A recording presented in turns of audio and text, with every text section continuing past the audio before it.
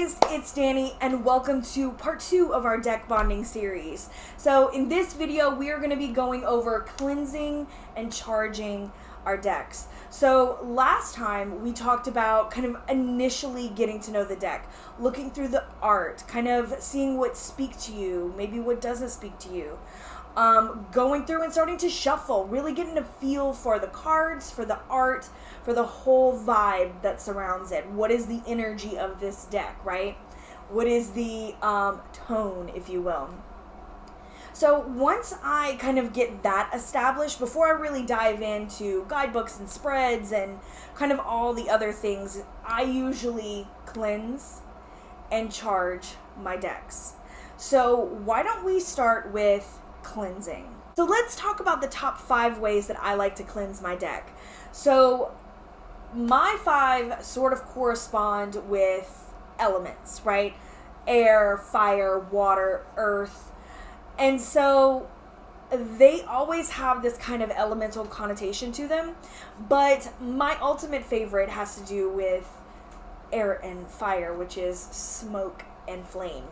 So one of the ways that I absolutely love to cleanse a deck is to sit with my deck and some herbs, burn my herbs, and go card by card and pass them through the smoke. I'll also put the deck all the way together and just go round and round with the smoke and cleanse it until I feel that it is ready, that it is right. It's a lot of intuitive feeling. It's a lot of introspection. I also have a little, I don't know if you'd call it a little chant or a little prayer that I say as I am cleansing my deck, which is personal to me. You can always find your own. I often like to touch on, cleansing, clearing out all energy except for mine, putting protection around it as I am cleaning it, right? So I want only the highest good to come through, things that I need to hear, only the energies that will be beneficial and not harmful in any way, shape, or form. So those are the kind of things that I say and think about when I am cleansing this deck with my fire or however I'm cleansing. I always set those intentions. I like to set a really solid intention for cleansing, protecting, and using the deck itself straight off the bat. So the next way that goes in the same kind of category is fire. So we have smoke and we have fire. So with the fire itself, it's usually candles that I use. So I will set up a nice sturdy candle. I will run my deck across the top. Sometimes I'll go card by card and run it all around the flame, all on top of the flame. Please be careful. Do not catch yourself on fire. Do not hurt yourself. Do not burn yourself. Do not do this unless you feel confident that you will not hurt yourself. Hashtag just saying. Okay. So, so when it comes to air and fire, those are my favorite ways to cleanse the deck. So I kind of keep that as one, using smoke and flame. So up next is water. I know this sounds bizarre, but it's just the concept of water, right? So that may look like smudge sprays, oils, Florida water, anything kind of wet, right? Anything wet. So in that case, I will use smudge sprays, but I don't spray directly on my cards. So what I usually do is I will fan them out or lay them out however I feel necessary, and then I'll usually spray in the air and waft everything just kind of over the deck. I find that it does not hurt the cards. It's a way to cleanse not only the space, but what you're using in the space. I use it a lot on my altar. When I do a lot of workings in that way, I'll usually spray and then waft the spray all around, which gives a nice even. I like to do this especially in between readings, right?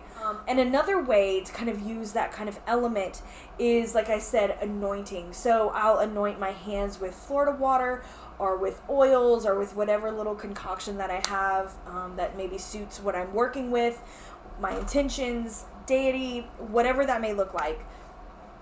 I will anoint my hands and then shuffle the deck.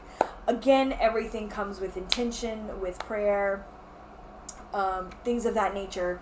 So anointing it and then cleansing the deck in that way is probably my second favorite. So moving on to the third, that is grounding, earth, and that is meditation and visualization. So a lot of times if I'm in a pinch, I want to work with the deck, I don't have any of my stuff with me, I just want to cleanse and start working with it. Again, thinking like you're out and about, you want to cleanse your deck, you want to do a quick reading. Visualization and meditation are usually my go-to. So with that, it is exactly what it sounds like. I will hold the deck, I will sit with the deck, and I will meditate on the cleansing, visualizing, burning light, things drawn out and removed from the deck until I feel like that is set. So sometimes I'll hold it in my hand, sometimes I'll shuffle. That is how I use meditation and visualization. So as you can see, those few ways kind of touch on all the elements, smoke and fire, so air and fire, and then water, and then earth with that grounding energy. But aside from that, my next one is sound.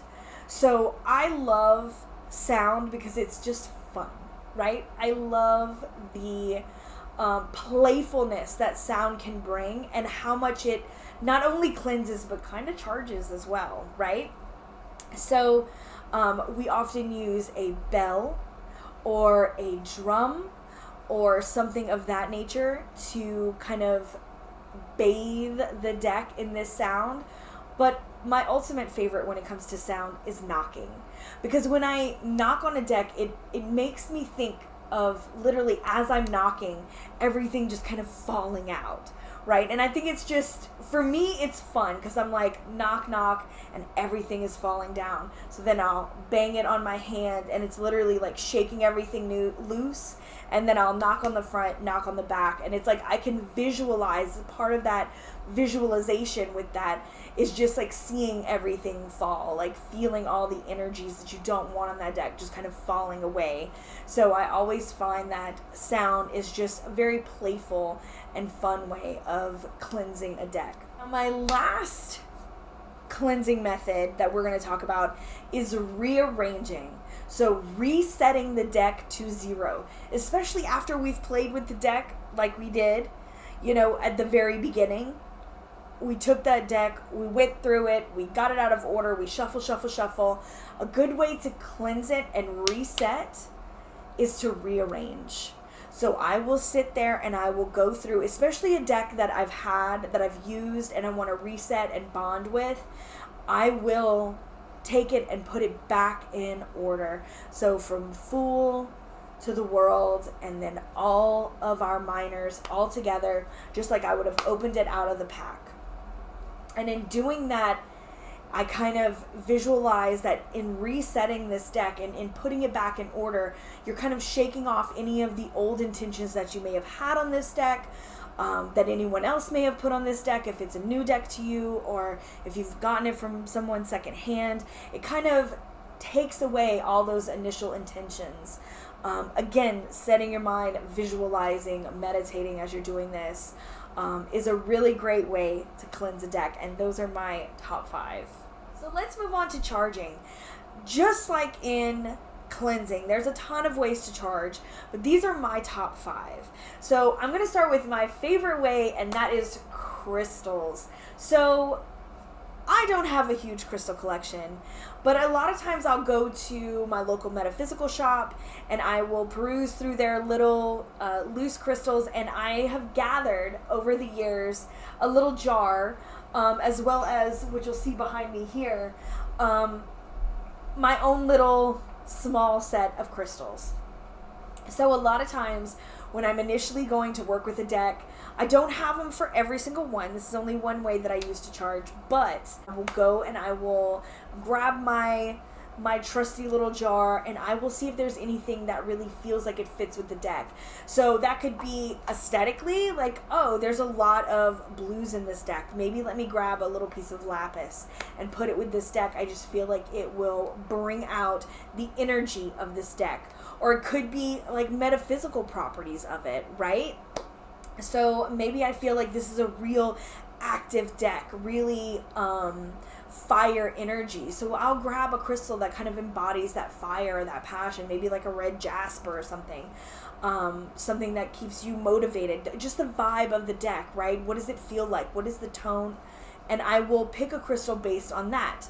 So it's really just personal preference, what feels right. A lot of times I'll just go with my intuition. I could be like looking through my crystals, you know, thumbing through the ones that I have up here, and it'll just like vibrate, right? Like just the energy will just be really profound, and so I will grab that. It's like an intuitive exercise all within itself. So that's my number one favorite way to do it, but it's not something that I do every single time.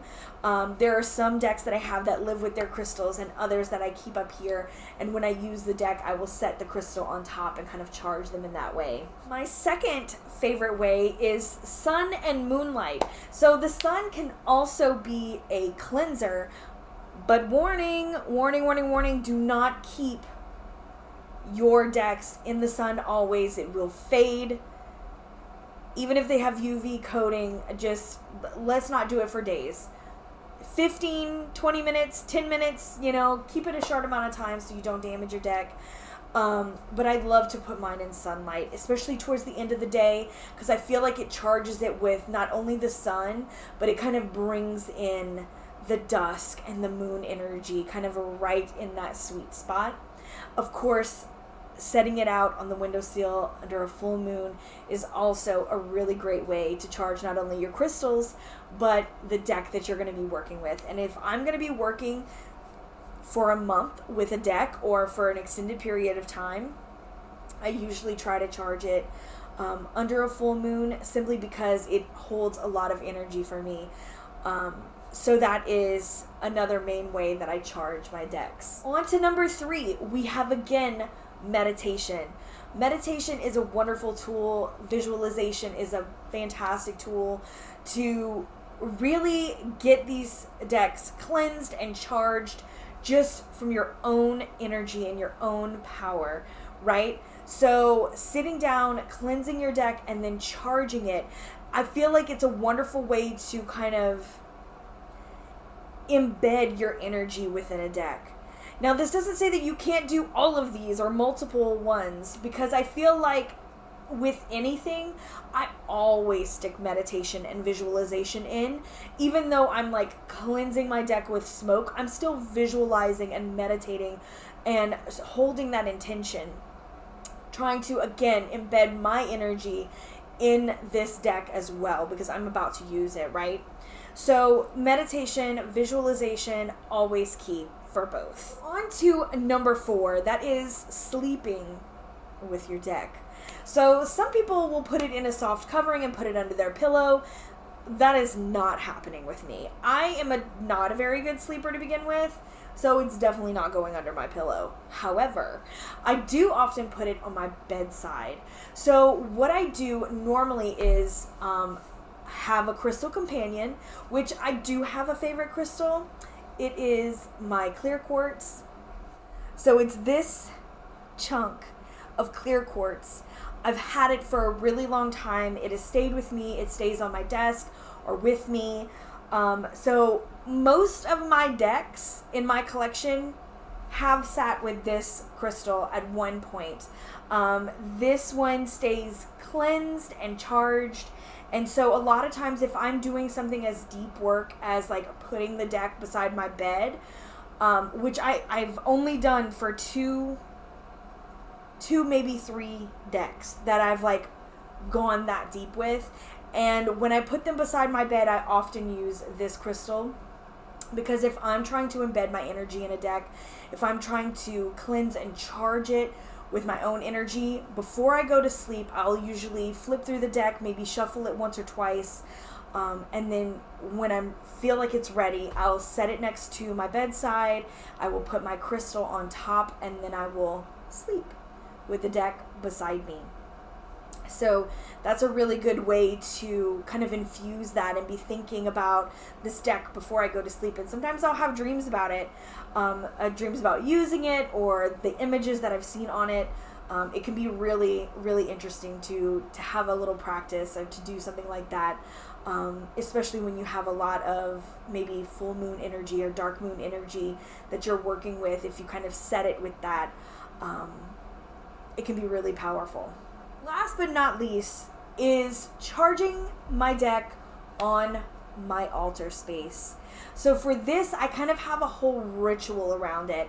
When I'm going to use a deck for magic work, when I'm going to be doing maybe some deep readings or something that I'm maybe bringing with me that I really want to set the intention and really have this deck be cleansed, protected, and imbibed with some sort of energy, I will do an altar charging.